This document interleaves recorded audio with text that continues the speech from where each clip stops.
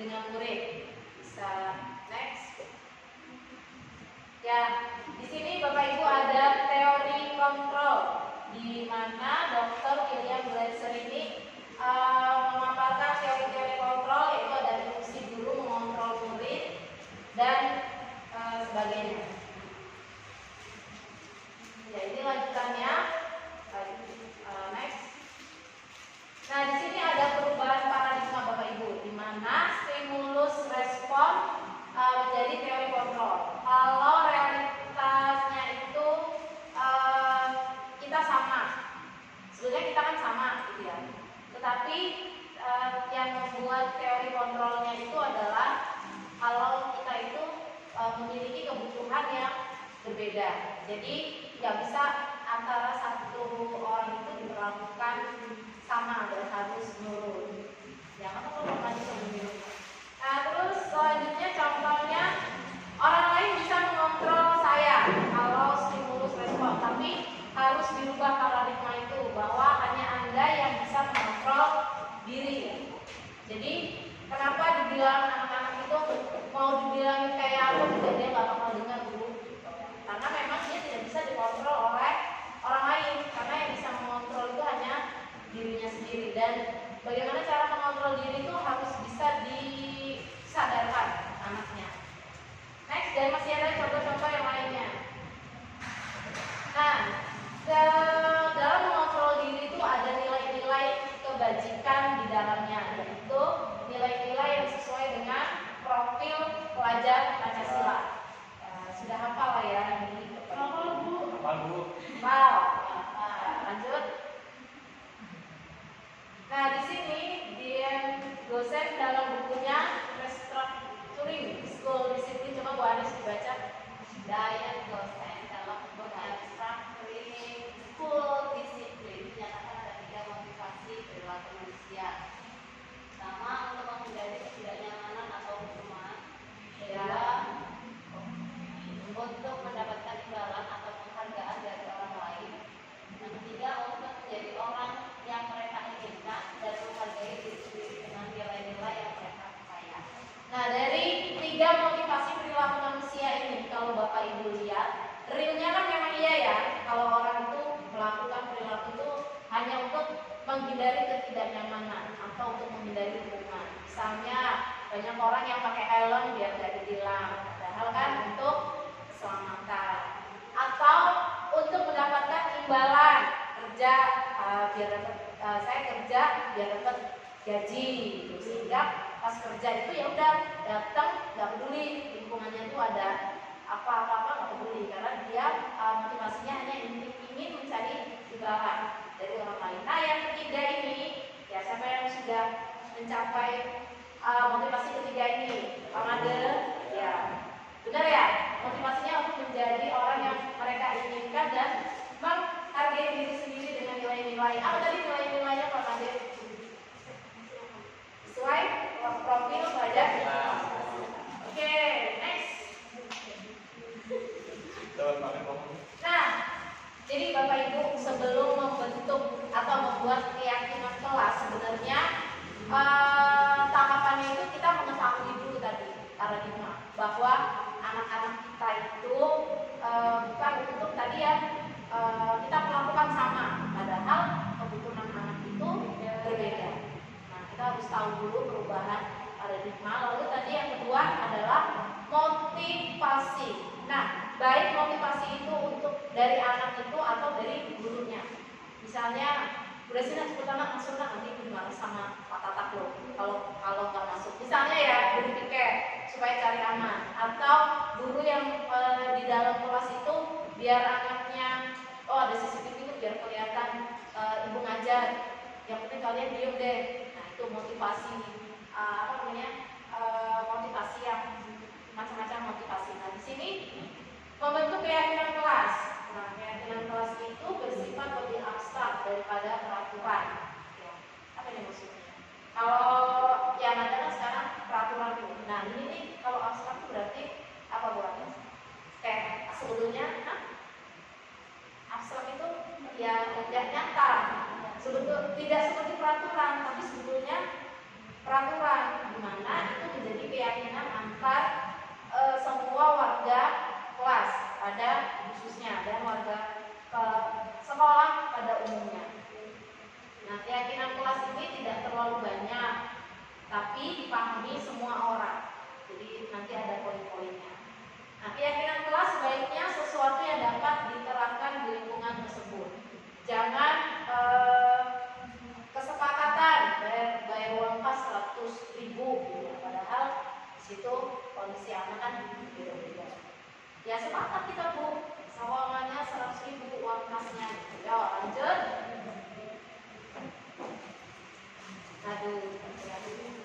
Nah, kegiatan tampak seperti atau tidak tampak seperti. Nah, di sini ada beberapa contoh, misalnya hormat.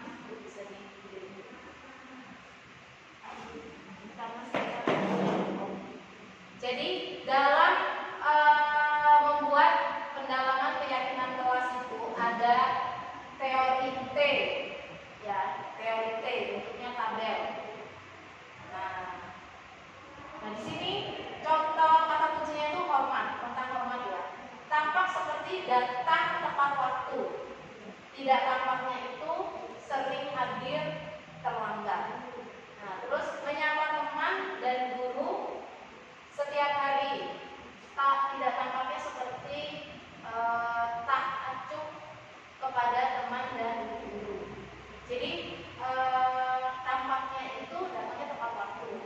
Padahal anaknya itu sering hadir terlambat. Jadi kalau sering hadir terlambat itu dia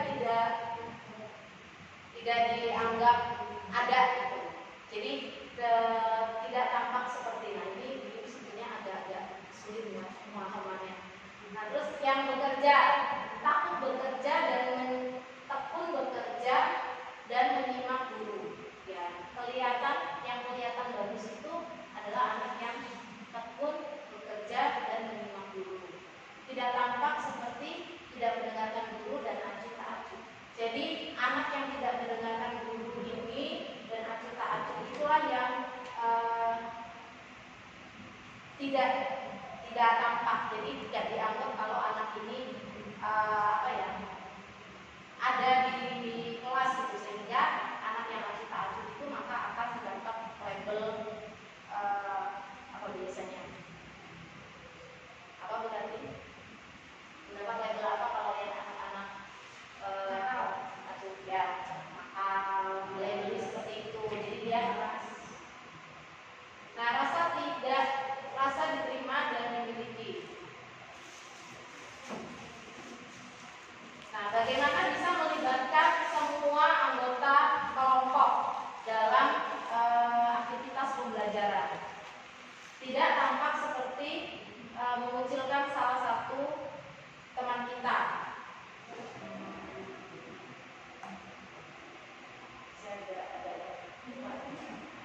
Mengucilkan salah satu teman kita. Ya, jadi yang diharapkan itu adalah kita tampak melibatkan semua orang. Nah, jangan muncul mengucilkan sehingga kan sering nih kita kalau buat kelompok ya anak-anak ada nggak satu kelas itu yang pasti nggak dapat kelompok? Ada. Nah itu harusnya guru bisa membuat semua anak itu terlibat dalam sebuah kelompok. Tidak sama seperti ada yang mengucilkan salah satu teman kita itu kalau kita dalam pekerjaan. Ya, next. Dan contoh lainnya. Nah ada lagi tabel Y, terdengar, berperilaku, terlihat. Jadi terdengar seperti apa keyakinan kelas itu? Satu orang berbicara, yuk saya bantu. Jadi kata-kata yang tadi ya hormat itu bisa dikatakan atau bisa didengar melalui perkataan yuk saya bantu. Terus kita bisa selesaikan ini bersama. Jadi sebetulnya hal-hal ini nih dibentuk untuk membangun budaya positif. Jadi merubah kata-kata larangan, tidak itu menjadi kata-kata yang disepakati. Tuh. Tidak boleh makan. Kita makan pada saat jam gitu. Jadi kan sebetulnya intinya tidak boleh makan kan sebetulnya, tapi merubah kata-kata negatif itu menjadi positif.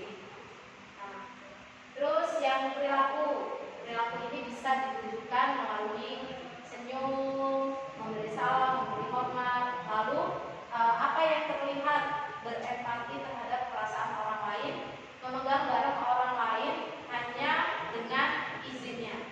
Jadi boleh pakai barangnya kalau sudah minta izin. Ya, selanjutnya kegiatan-kegiatan pendalaman keyakinan kelas, ya, kegiatan tugas saya, tugas kamu, tugas guru dan tugas murid. Nah, di sini Bapak Ibu ada 4 kotak yang berisi mana yang menjadi tugas guru, mana yang menjadi tugas murid, mana yang bukan tugasnya guru dan mana yang bukan tugasnya murid. Ya, next. Ya, ini Bapak Ibu contohnya tugas guru itu adalah mengajar, tugasnya murid belajar. Tugasnya guru itu mendidik, tugasnya murid itu mencoba menjawab pertanyaan tugas guru. Tugasnya murid menghasilkan yang baik dari diri.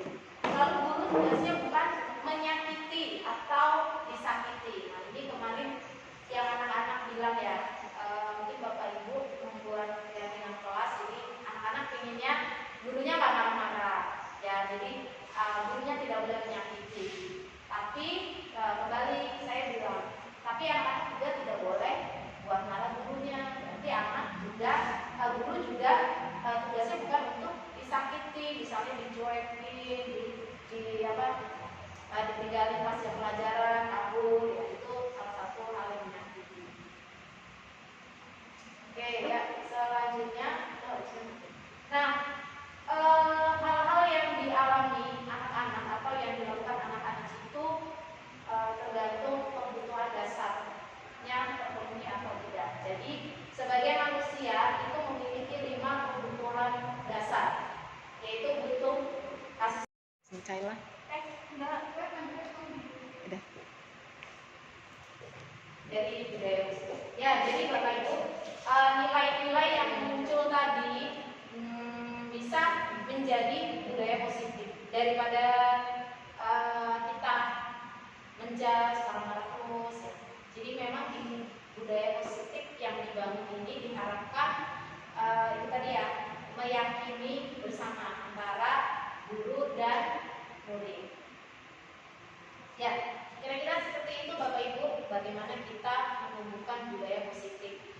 Jadi yang pertama tadi itu kita harus merubah dulu paradigma, ya. Lalu kita mengetahui nilai-nilai kebajikan universal. Nilai kebajikan universal itu ada banyak, salah satunya muncul di profil pelajar Pancasila. Gotong royong, kreatif, mandiri, beriman, bertakwa, maesa dan berakhlak mulia. Nah, dan nilai-nilai umum lainnya, kesopanan, menghormati, kedisiplinan, itu yang bisa kita tumbuhkan atau bangun bersama dalam mewujudkan tujuan pendidikan kita, yaitu sesuai dengan karakter profil pelajar Pancasila. Ya, hal yang sering diungkapkan adalah kita sebagai pendidik atau sebagai guru itu harus bisa menuntun anak-anak atau murid, juga peserta didik dalam proses pembelajaran. Nah, dalam proses pembelajaran itu anak-anak harus mendapatkan keselamatan. Apa yang dimaksud dengan keselamatan? Tidak dalam tekanan, ya, dan mencapai kebahagiaan yang setinggi-tingginya. Ya, jadi setelah mendapat keselamatan, kebahagiaan, maka proses pembelajaran itu akan memberikan kenyamanan antara guru dan murid, sehingga tujuan pendidikan itu akan tercapai. Jadi sampai di sini yang dapat saya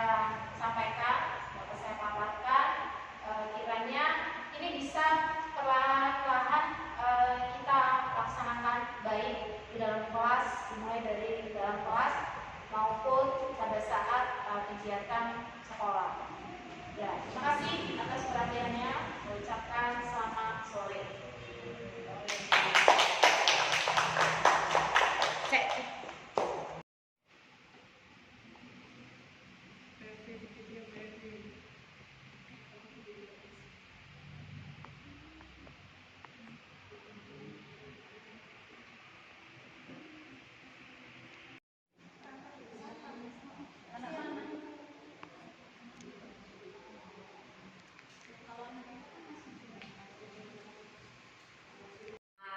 Dilabeli seperti itu, jadi dia kelas.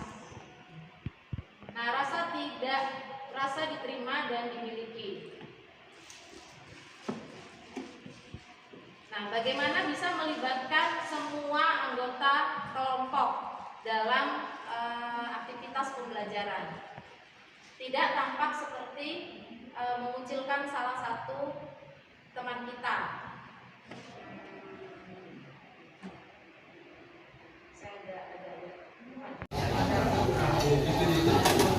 Oke, tak.